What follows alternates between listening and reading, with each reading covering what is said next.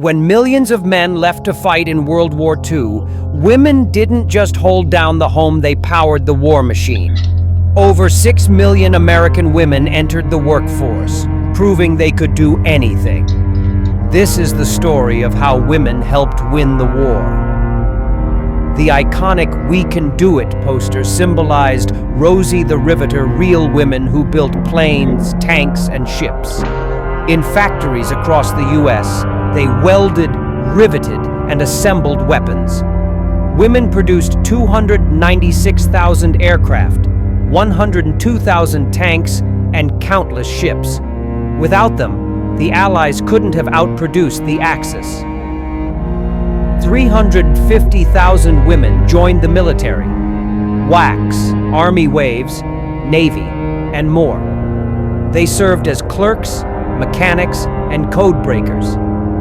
The Women Air Force Service pilots, WASPs, flew 78 million miles, ferrying planes and testing aircraft, freeing male pilots for combat. Though not officially military at first, their bravery was unmatched. Army and Navy nurses served on battlefields and hospitals, treating wounds under fire. 60,000 Army nurses and thousands more Navy, some became POWs in the Philippines. Their care saved countless lives and earned them respect as angels in olive drab.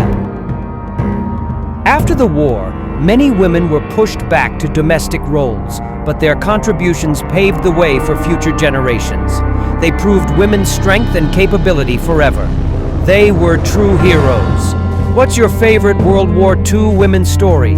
Comment, subscribe, watch the short version for more history stories.